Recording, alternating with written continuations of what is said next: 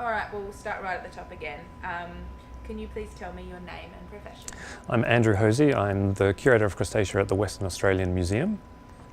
Wonderful. Okay, and we'll jump again. We're going to dive straight in. Can you tell me, please, what species of crab are found on Christmas Island? So Christmas Island is particularly famous for the diversity of land crabs. So as opposed to marine crabs where you normally find crustaceans, there's, I've already done it. That's fine. Yeah, you just go round and all of a sudden, wait a minute, where was I? So Christmas Island is famous for its diversity of land crabs as opposed to your more commonly encountered marine crabs. In particular is the famous red crab, which undergoes the annual migration for breeding every year. Yeah, perfect. So do these red crabs only exist on Christmas Island? Yes, the breeding population is only on Christmas Island. There are small numbers on Cocos Keeling or North Keeling Island, but this population is not breeding and is considered to be strays from the island that have drifted, the larval stages that have drifted across from the island. Do you want me to do that one again? If you want to. Yeah. Maybe no. Yeah, absolutely. We can do it as many times as you would like. So I'll ask it again. Do these crabs only exist on Christmas Island? Yes, the breeding population is only found on Christmas Island. There are a small number of crabs on Cocos Keeling, the Cocos Keeling Islands. This is why I don't do this very often. Please don't stress. Okay, so She says from behind the camera. yeah. Keep talking. There's some good outtakes from some of our own videos. So Christmas Island is the home of the breeding population of the red crabs. On North Keeling Island there is a very small population, but these are just strays from the Christmas Island where the larval stages have drifted out to sea and have accidentally arrived at North Keeling thanks to the ocean currents. Great. Are there any defining characteristics of this crab that stand out compared to other species? Well, for starters, they're bright fire engine red, which is very unusual for any of the terrestrial crabs. They're usually a bit more mottled and camouflaged, and certainly no other species is this bright colour of red. Okay, now this isn't a question that I had written because I didn't know that was going to be your answer. Do you know why they're... Nope. Okay. Nope. There's red ones and there's blue ones. Yeah, interesting. Could you please describe the process of the migration? Where do they come from and where do they end up? So the crabs themselves spend most of their lives in the rainforested areas of Christmas Island. During the dry season they are largely inactive, spending most of their time in short burrows where they keep out of the heat and avoid being dehydrated, emerging only early in the morning to forage for food when necessary. When the rainy season starts, typically around October, November, the humidity goes up, the relative humidity goes up, and the first rainfalls start. And this triggers in them the urge to migrate to the coast for breeding. The crabs will emerge after the first serious rainfall, and if the humidity stays above 85%, then they'll start marching down towards the coast. The males move first and to get to the beach and set up territories before the females arrive. Once they've travelled across all the rocks and the open terrain, they'll get to the coast, dig short little burrows and defend this territory from other males so that they can attract females when they arrive. Excellent. Okay, and when the females arrive, what's the process that happens then?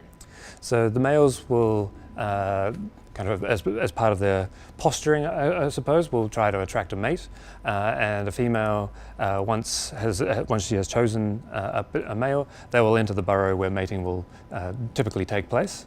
Once mating is completed, the males will exit the burrow and start making their way back into the forest, as that's the end of their migration. They'll start, well, into the first half of the migration, they have to then migrate back to where they normally live, and they will... Sorry, I'm just going to stop you. Sorry, you're on such a roll, it kills me. I might start that question from the top again. All right. Just wait for this. Yeah, a nice little cut bit. Yeah.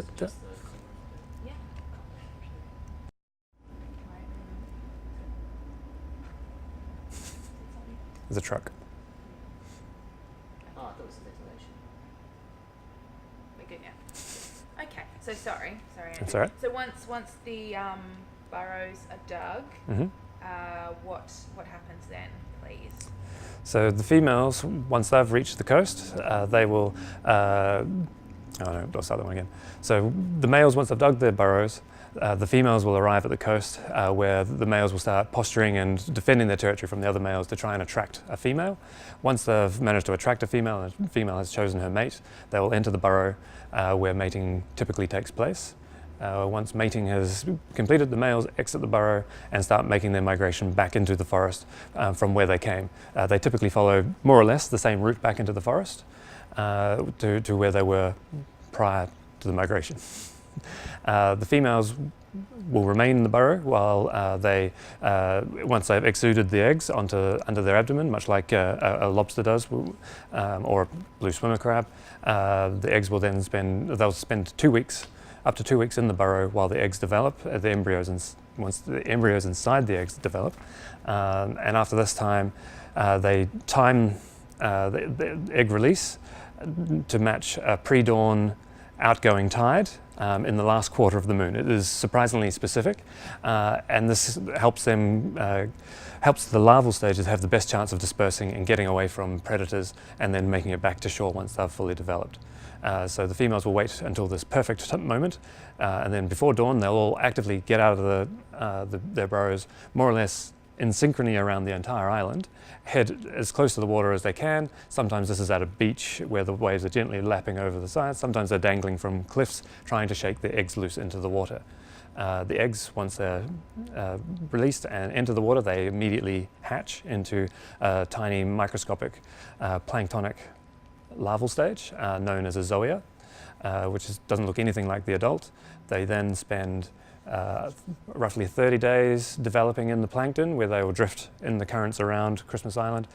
Some of them, as I said earlier, can get sucked out to sea on these currents and end up on Cocos Keeling.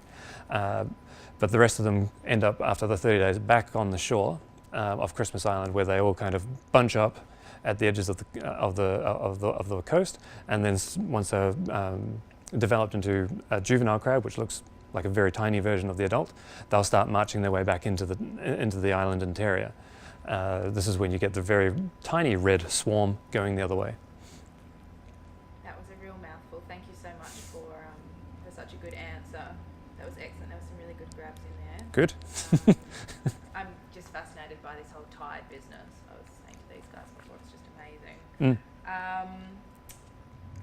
And so, I guess in a similar kind of vein, can you tell me, and this is going over old ground, but what journey the crabs go on, and do they take the same path every year? Do they have the same journey? It won't be exactly the same, but they do end up back where they started to some extent. I don't know if they go straight back to the same burrow. I don't know if anybody's done that, but the actual journey that they take from wherever they have set up home is always as direct a route as possible, more or less a straight line across some very rough terrain, vertical cliffs, roads, open fields, but not always to the closest piece of coast. Why they how they navigate is still a mystery. It would be expected that, if they're on an island, they just go this. The closest point would be the easiest way for them. So they don't actually know why some of them will end up taking what looks to be a much longer route than, because it goes lengthways down the island instead of the short side. So that aspect is something that's still being researched and needs to be worked out. Their navigation skills, there is some speculation that it's similar to turtles coming back to the same beach, and there is also the thought that the larval stages where they get dropped off at the beach, they go up into the island for the first time, and then they'll come back to the same beach. So they don't know whether it's an imprinted memory that they may have from when they first developed. It's like, this is the beach, this is the direction I went to get into the island, therefore when I'm old enough I'll go the reverse way. And they'll do that however many times they can during their lifetime. For some additional grabs, the crabs mature after 4 or 5 years, and that's when they'll start joining the migration. So when the migration is happening, all the juveniles are still somewhere in the island interior, and they can live for 20 years. We're not entirely sure what the maximum age is likely to be, but yeah, estimated 20 plus years. Excellent. Thank you. I was really intrigued as to, I've read different things about different beaches and routes and that kind of thing, so it's a very cute theory that they'd go back to the beach that they came in on. Yeah, if they hit a barrier, they'll turn left or right and keep pushing, but things like natural landscape, they'll just clamber over anything. They've got very good grip, I guess. But then I've certainly seen footage of them trying to get across rocks and things like that and getting knocked off or blown off by each other or the wind or the waves. It's like, oh, poor things. Trying really hard to get there. Yeah, must keep walking. Exactly. Is it unusual for crabs to have such a large migration? The sheer scale of this migration on such a small island, and because it's a very lush green island, and then all of a sudden you've got the sea of red going out of the forest into the forest, and then later with the juveniles coming into the forest as well. That's what really stands out for the Christmas Island migration. There are other related species of crab around the world that will do similar migrations in terms of distance, but it's never in such a huge density.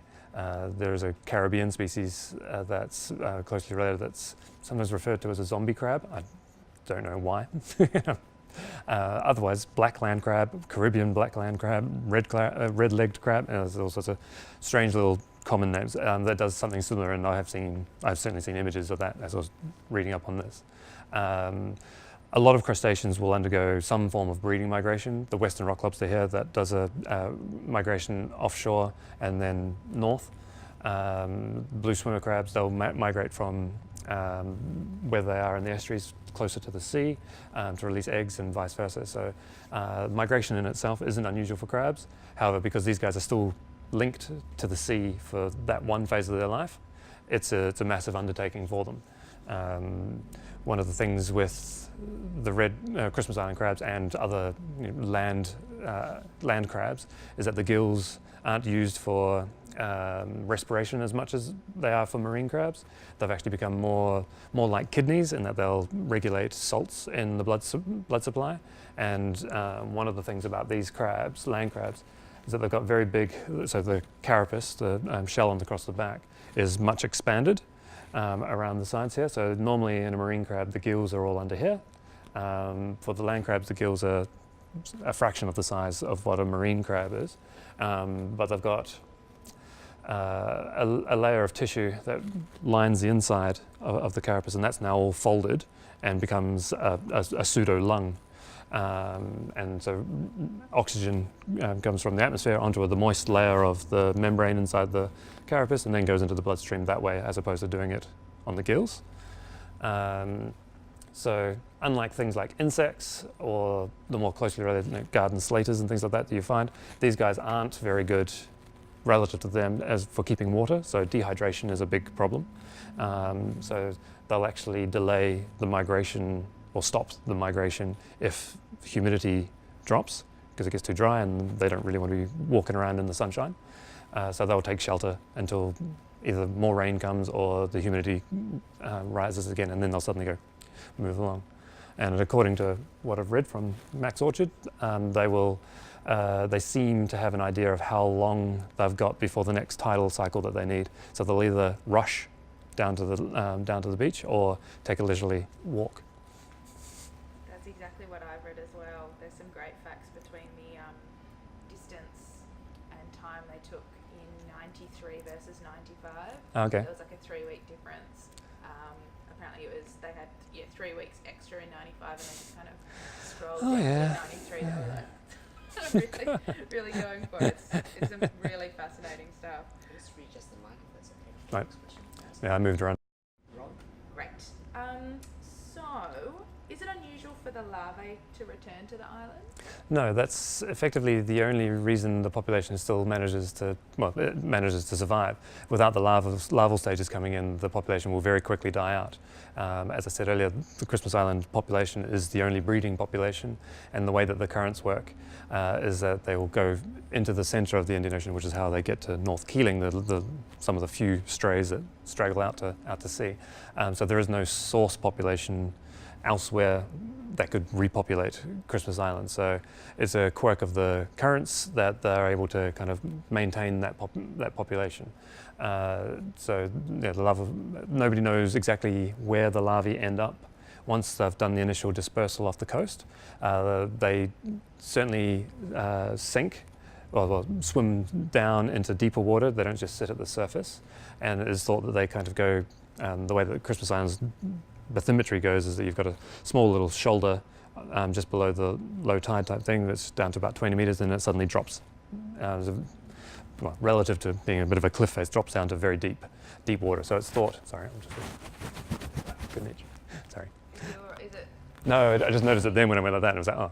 And then I went to reach for it, and I thought, I've already reached for it, I'll be honest with you. Sorry. So it's thought that they go into deeper water to escape from predators such as whale sharks and manta rays, which circle the island during the breeding season because of the sudden influx of small planktonic food. So we don't really know what happens to the larval stages in that 30 days that they're at sea. They don't seem to simply just sit at the surface and then drift away, because that would very easily send them out to sea and not be able to come back. They're not especially capable at swimming against current. So the islands, the way that their behaviour has somehow managed to keep them within the island, and being such a small target in the middle of a very expansive ocean, it's quite amazing that that's actually happening. Excellent. You said something really great before about why the females choose that particular tide. Would it be alright if I asked you again, why in particular does it have to be that high tide of the last? I think I've got the information for that. Yeah. So, yeah, the females choose a pre-dawn outgoing tide in the last quarter of the moon. This corresponds with what's called a neap tide, which is a lower tidal range, and that means that the larvae are released, the eggs are released into the water at a tide that's leaving the shore further down. So it gives them a longer chance further off the coast than if it was a spring tide, which means a greater tidal range, where you'll get obviously a greater tidal range, but more time is spent further up the coast. So there's a good chance that they'll get stranded if they're too far up as the tide recedes. So they release them on the outgoing tide as the current's taken them out away from the beach. And also part of the tidal, part of this is also helps with the synchrony of the synchronicity, synchronizing the spawning event. The reason why it's so well synchronized is that it's safety in numbers. Millions and millions and millions of eggs are being dropped into the sea at once, meaning that hopefully a greater number are able to survive and come back. Excellent, thank you. A little bit of the plane in that one. Yeah, I think it was over stuff that we had said before. Okay, sure. Yeah, that stuff at the end was really good though. I was listening to that. Okay. Do you know how? Just wait.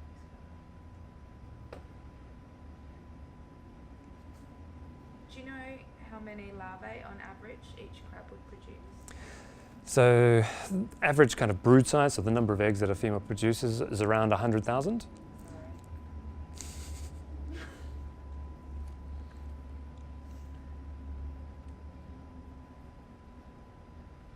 All right, excellent. Do you know how many larvae they produce? Yeah. So each female can produce around 100,000 eggs for each breeding. The road should be getting quieter this time of day. Exactly. Well, we were commenting on the traffic on the way here. It's ridiculous. Oh, Everyone yeah. needs to go home. That's one of the busiest intersections in Perth. Must be a I'm glad I just wasn't here when they were building the overpass. Yeah, that'll be a good time. No.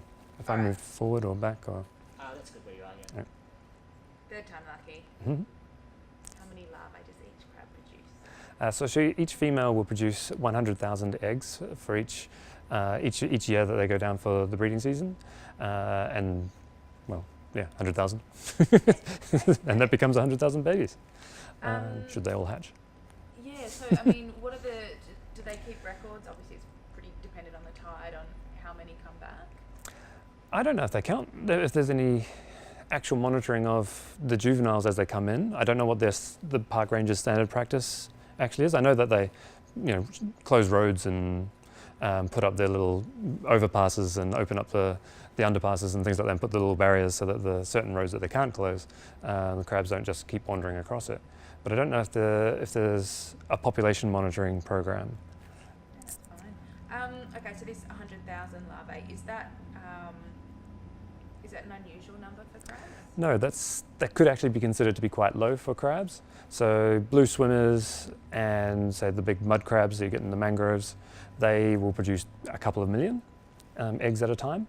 But then there are crabs that produce only like 20 eggs. It all kind of comes down to the size of the crab and also how the larval stages work. So things like species like the mud crabs, they produce a lot of very small eggs, very small, and the larvae spend a lot longer in the water and spend a lot more time going through different growth phases, whereas crabs that have fewer, and 100,000 is still a lot, but the crabs that have like only around 20 or 50 eggs, generally the eggs are relatively large, and the larval stage is actually a lot shorter. So you think like a couple of weeks or less before they become juveniles, and some crabs will even hatch directly to juveniles. And in freshwater and other more terrestrial types of crabs, that's when you start seeing much more reduced larval stages, because if they're in a river, you don't want the juveniles getting sent out to sea, so they want them to hatch as juveniles so they can actually walk around and maintain their position against the current type thing. So that's a kind of rationale. Excellent. Really going over old ground now. How often does this migration and breeding occur? The migration is every year, and is triggered by the annual change of seasons from the dry to the wet, and the onset of monsoonal rains and an increase in relative humidity in the air. Thank you. On average, how long does it last? So the migration period of actually walking out of the forest can be about 3 weeks, depending on environmental conditions. Like if humidity is high, they can continuously walk. If the humidity is low, then they have to stop and take shelter.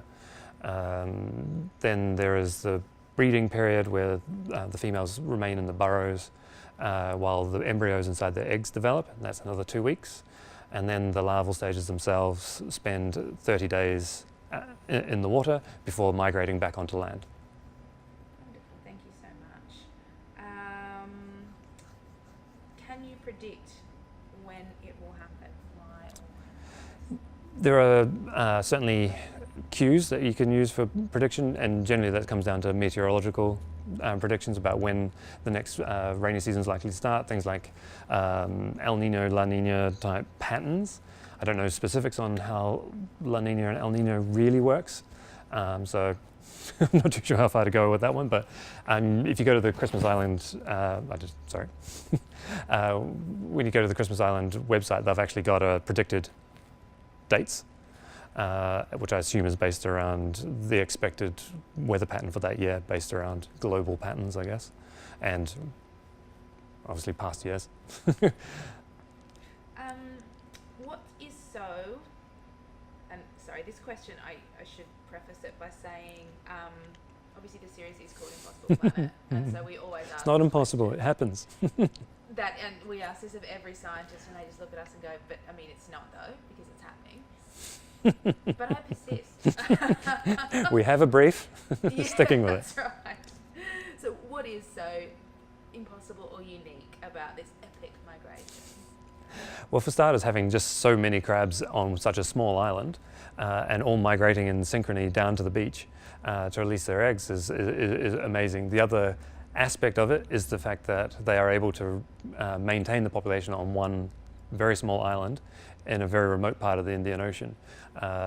Normally, ocean currents will take plankton hundreds, if not thousands of kilometers away from where they were released.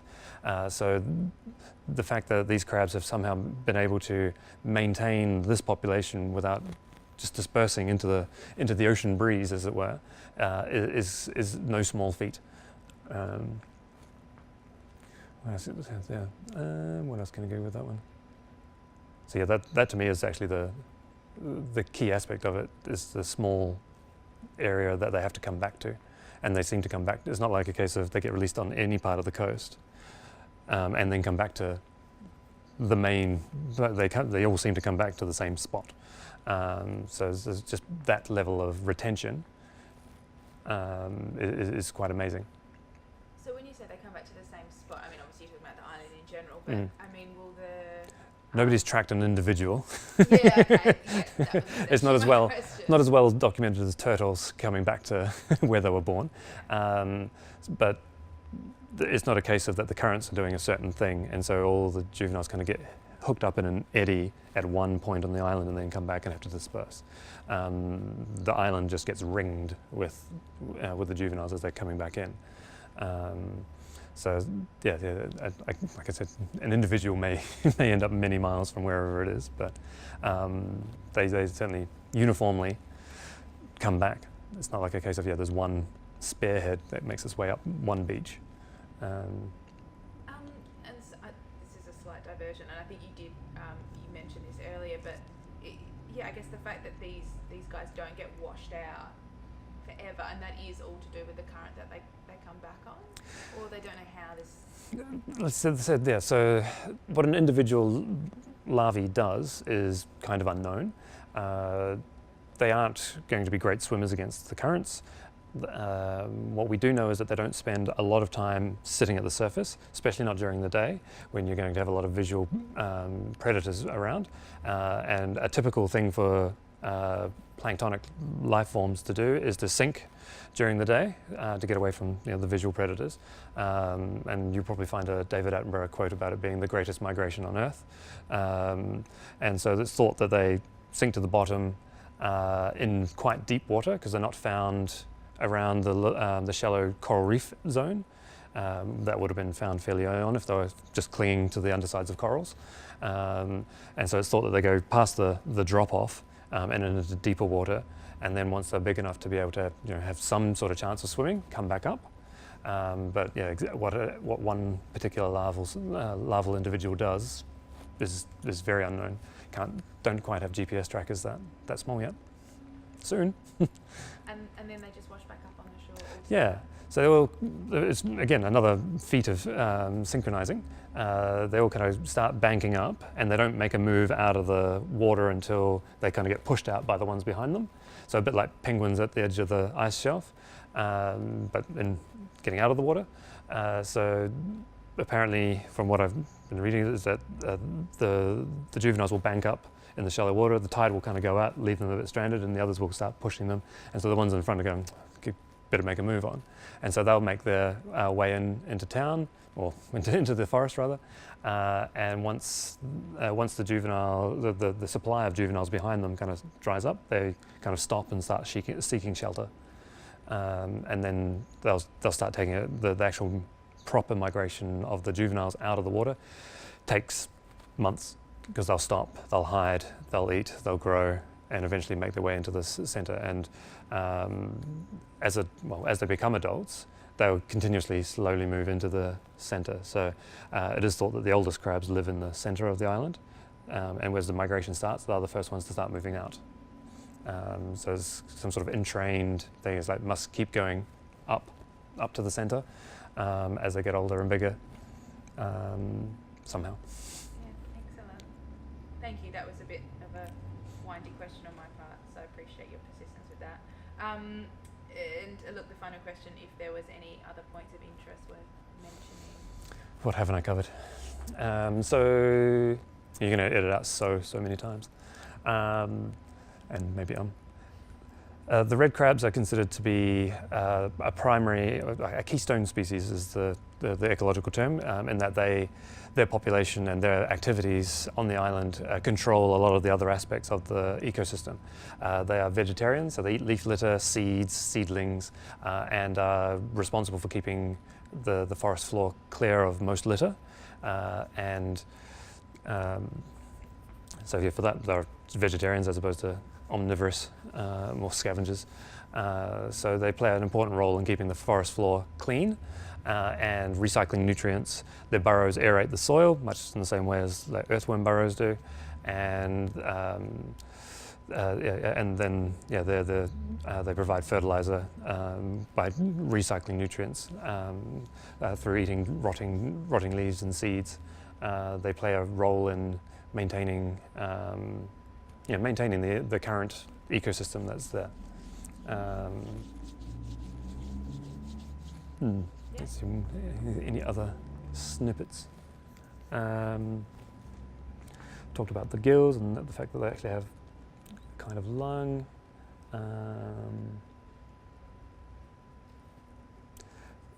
From a Christmas Island in general perspective, I just talked about how it's well known for its diversity of land crabs. So there's about a dozen terrestrial crabs on the island, two of which are considered to be endemic, not found anywhere else. The second one is the blue land crab, which is not as common, not as abundant as the red crabs. They undergo their own little migration, but they are more freshwater associated, so they live near the streams and the rivers. They reach about the same sort of size.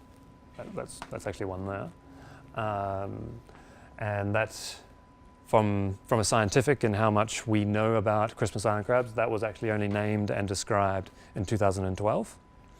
It had long been confused for a more wide-ranging species that's found in Indonesia and Malaysia and other islands. So we've finally given it its own name. And yeah, that one is 100% restricted to Christmas Island. Okay, great. I reckon that's good. Okay. Yeah, thank you. Sure.